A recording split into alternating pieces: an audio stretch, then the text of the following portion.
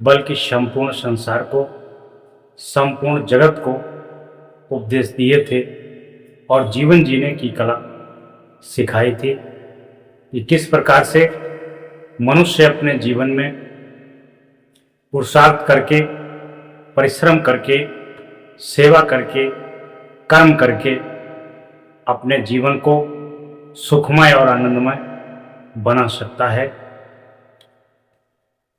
अर्जुन कृष्ण से बीच बीच में वार्ता करते हैं और सवाल भी करते हैं ताकि संपूर्ण संसार में उन सब बातों का हर एक मनुष्य को ज्ञान हो जाए जिसकी वजह से मनुष्य अपने जीवन को सुखमय एवं शांतिमय बना सके, कृतार्थ बना सके और धन्य बना सके।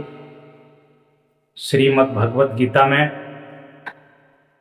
अर्जुन कृष्ण से पूछते हैं कि हे माधव, इस संसार में इतने सुख हैं, इतने दुख हैं, फिर भी इंसान हमेशा दुखी क्यों रहता है? और ये भी कहा गया है कि इस संसार में जो भी करते हो वो तुम ही करते हो, बिना तुम्हारी इच्छा के एक पत्ता तक नहीं हिलता है। तो तुम मनुष्य जाति के लिए क्यों इतना निर्मोही हो कि उसको संसार में फंसे हुए, उलझे हुए दंदल से निकालने के लिए उसकी मदद क्यों नहीं करते हो? आखिर ऐसी कौन सी बात है कि तुम मनुष्य को पहेलिए की तरह जाल बिछा करके, मोह माया रूपी जाल बिछा करके उसको फांसते हो, फिर उसको दंदल में, नरक के दंदल में ढकेल देते हो? आखिर ऐसा क्यों करते हो? उसकी मदद करने क्यों नहीं आते हो? कृष्ण अर्जुन को उपदेश देते हैं कि मैं हर एक मनुष्य को समझाने के लिए तत्पर रहता हूँ, बशर्ते मनुष्य हमारी कृपा पात्र होना चाहिए। हमको मदद के लिए उसे बुलाना चाहिए।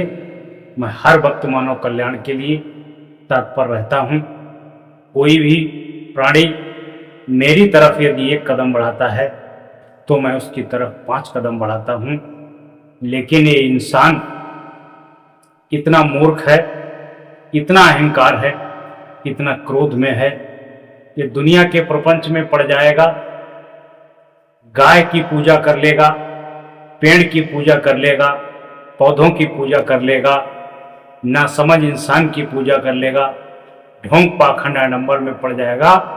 लेकिन इस सच्चे मन से, सच्ची श्रद्धा से हमको कभी नहीं पुकारता है, इसीलिए हम इसकी मदद के लिए आते भी नहीं हैं। और हम देखते हैं, क्रीड़ा करते हैं कि हमने कितनी नायाब चीज सृष्टि में मानव के रूप में बनाई थी, और वही मानव मूर्ख इतना हो गया है, जानवर से भी गया गुजरा हो गया है।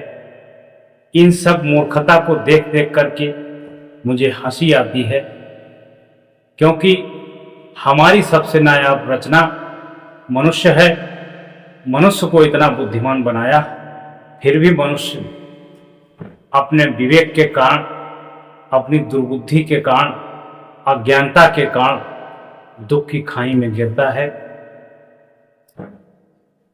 अर्जुन पूछते हैं कि हे माधव, वह कौन सी बात है, वह कौन से कृत हैं जिसकी वजह से मनुष्य तुम्हारा कृपा पात्र बनता है और तुम उसकी सहायता के लिए तत्पर रहते हो, तुरंत चले जाते हो? कृष्ण बताते हैं कि जो व्यक्ति सच्चे हृदय से, सच्चे भाव से हमको मानता है और हमें बहुत ज़्यादा पूरी पकवान, बहुत सुंदर वस्त्र, सोने चांदी के आभूषण, 56 प्रकार के भोजन, भोग, किसी की आवश्यकता नहीं है।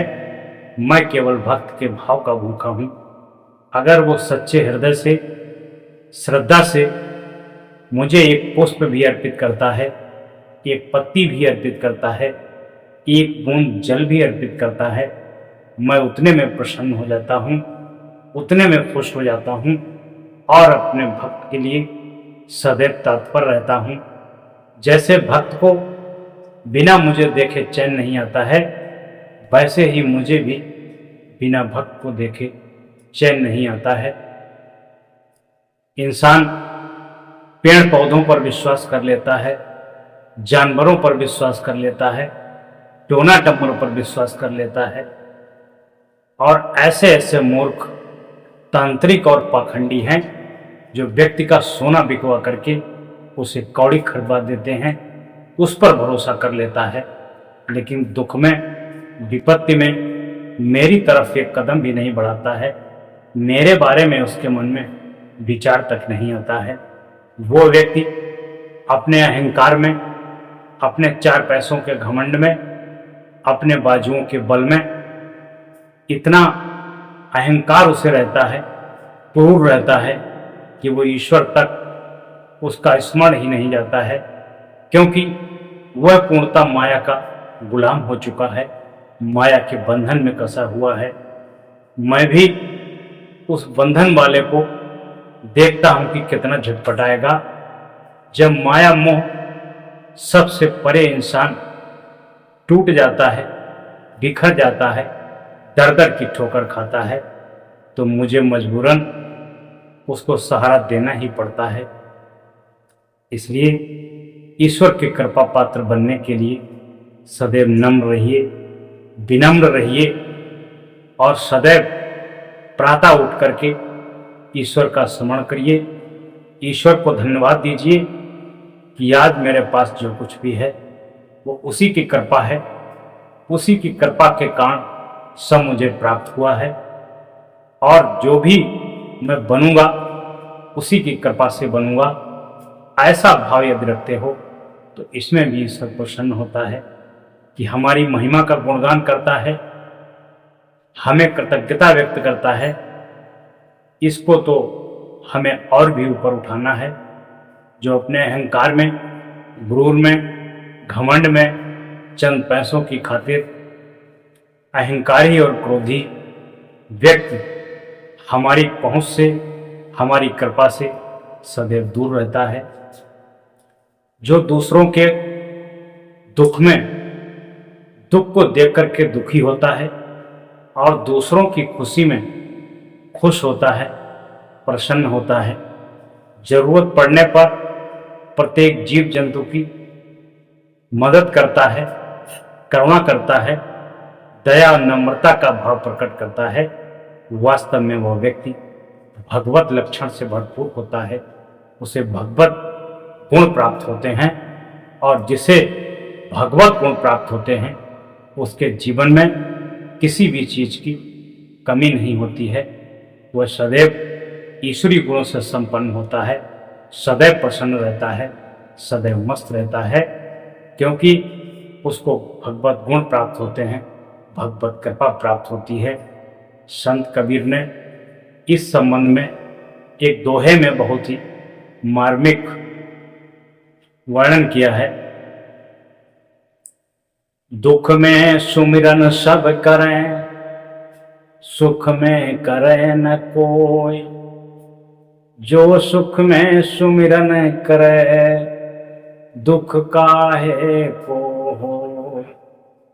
सुख में सुमिरन ना किया, दुख में करिया याद, कहें कबीरता दास की, कौन सुने फरियाद। संत कबीर का बहुत ही मार्मिक दोहा है। इस दोहे में धर्म में, ईश्वर में, भक्त में भी बताया गया है कि जो सबसे खुशी खुशी मित्रता का भाव रखता है, प्रेम रखता है, स्नेह रखता है, उस व्यक्ति को जीवन में कभी भी दुख नहीं होता है, परेशानी नहीं होती है। जो व्यक्ति अपना दुख में अपना उल्लू सीधा करने के लिए मजबूरी में किसी को मित्र बनाता है, किसी को रिश्तेदार बनाता है, किसी से भाईचारे का रिश्ता निकालता है, वह व्यक्ति मतलबी होता है, काम चलाऊ होता है। उस व्यक्ति को जीवन में कभी सुख शांति नहीं मिलती है, क्योंकि प्रेमी को, दयालु को, करुणावान व्यक्ति को सभी व्यक्ति जानते हैं, सभी व्यक्ति पहचानते हैं। और जो केवल मतलब के लिए प्रेम दिखाता है, मानवता दिखाता है, ऐसे व्यक्ति को, मतलबी व्यक्ति को भी सब जानते हैं। और ऐसा मतलबी और स्वार्थी व्यक्ति जीवन में कभी सुख शांति को नहीं प्राप्त कर सकता है, कभी भी जीवन में सफल नहीं हो सकता है। इसीलिए सभी के कृपा पात्र बनिए, नम्र रहिए, विनम्र रहिए, सबका सहयोग करिए, सबसे प्रेम करिए, सभी को अपना मानिए और सभी की प्रसन्नता में प्रसन्न रहिए। और दूसरे के दुख में दुख महसूस करिए और उसको दुख से निपटने के लिए उपाय बताइए, मदद करिए। आप स्वयं भगवत गुण से भरपूर है, आपका जीवन में कल्याण होगा, आपका नाम होगा, आपकी उन्नति होगी। जय श्री राधे, जय श्री कृष्ण।